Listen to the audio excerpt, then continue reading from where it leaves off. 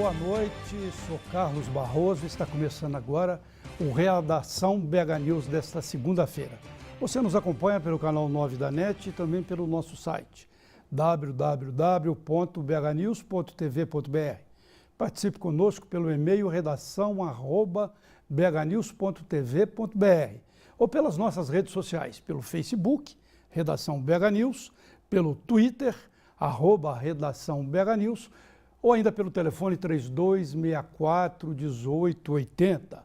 Vamos às notícias de hoje, depois tem entrevistas e análises. 4 jovens foram baleados na noite de ontem no aglomerado da Serra, região centro-sul da capital. De acordo com a polícia militar, homens armados chegaram em um carro e começaram a atirar contra o grupo. 2 adolescentes de 16 anos e 2 jovens de 19 e 21 anos ficaram feridos. Eles foram levados para o Hospital de Pronto-Socorro João 23. A polícia ainda não sabe qual a motivação do crime. Muito bem. Foi sepultado hoje em Descoberto, na zona da Mata Mineira, o corpo do ex-deputado e conselheiro aposentado do Tribunal de Contas do Estado, Elmo Braz. Ele pilotava um helicóptero quando se envolveu em um acidente na noite de ontem. A namorada do ex-parlamentar também estava a bordo, mas conseguiu se salvar. O ex-deputado saía de sua fazenda em Guarani, também na zona da mata, pilotando o helicóptero para um voo panorâmico na região e caiu em uma lagoa dentro da propriedade por volta das 6h30 da tarde de ontem.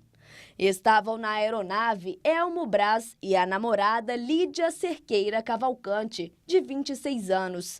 Segundo o Corpo de Bombeiros de Ubá, a namorada de Braz, que teve um corte nos pés, mas passa bem, relatou que logo que levantaram voo, o helicóptero começou a trepidar e a balançar.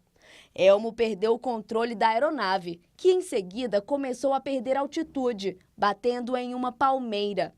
Uma perícia está sendo realizada para apurar as causas do acidente.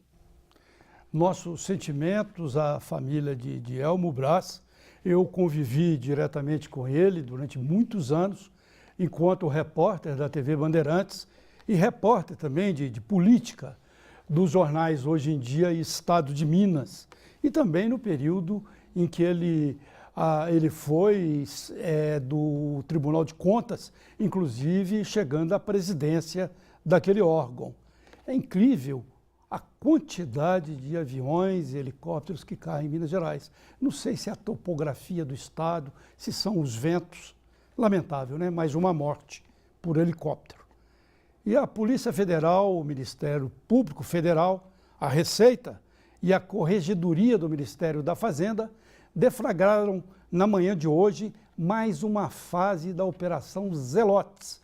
A ação investiga um esquema de fraudes nos processos em julgamento no Conselho Administrativo de Recursos Fiscais. Foram cumpridos 33 mandados judiciais em 4 estados.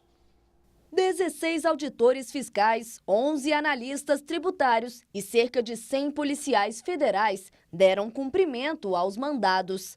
A nova etapa da operação aponta que um consórcio de empresas, além de promover a manipulação de processos e julgamentos dentro do Conselho Administrativo de Recursos Fiscais, também negociava incentivos fiscais a favor de empresas no setor automobilístico.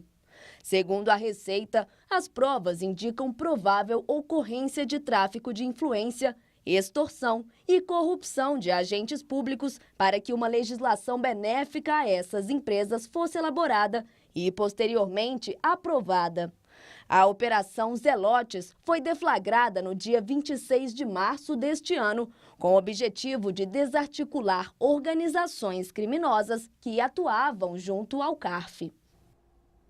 A notícia da investigação Zelotes é que o escritório do filho do ex-presidente Lula, Luiz Cláudio Lula da Silva, foi investigado pela Polícia Federal. Segundo relatos, o ex-presidente Lula ficou fulo de raiva com essa investigação no escritório do filho dele, mas é o próprio PT que tem dito aí, através dos anos, que ninguém está impune, ninguém está imune a investigações. Então, que investigue também o filho do ex-presidente. 3 estudantes de Santa Luzia, na região metropolitana de Belo Horizonte, vão poder refazer as provas do Enem. A garantia é do ministro da Educação, Aloísio Mercadante.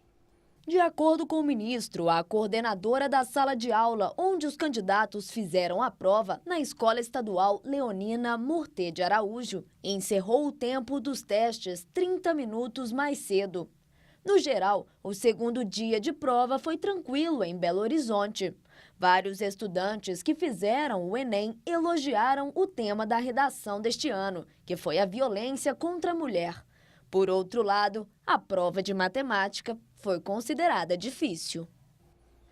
Olhe, enquanto os moradores da região metropolitana de Belo Horizonte apostam na combinação da chegada das chuvas com a inauguração de uma nova captação do rio Paraopeba, em Brumadinho, para evitar restrições no consumo de água, o racionamento avança pelo interior do estado e já fechou as torneiras em pelo menos 75 cidades mineiras. A Agência Reguladora dos Serviços de Abastecimento de Água e Esgotamento Sanitário de Minas Gerais já recebeu planos de restrição de fornecimento de 11 municípios e tem informação de que outros 45 estão elaborando seus documentos, a maioria abastecida pela Copasa. Pelo menos outros 19 que têm serviços autônomos de água também já colocam em prática medidas semelhantes. Em todo o estado, 117 cidades decretaram situação de emergência por causa da seca. A seca no Brasil é geral, na política, na economia, nos caráteres. Pois bem, e o Redação BH News volta logo após um rápido intervalo.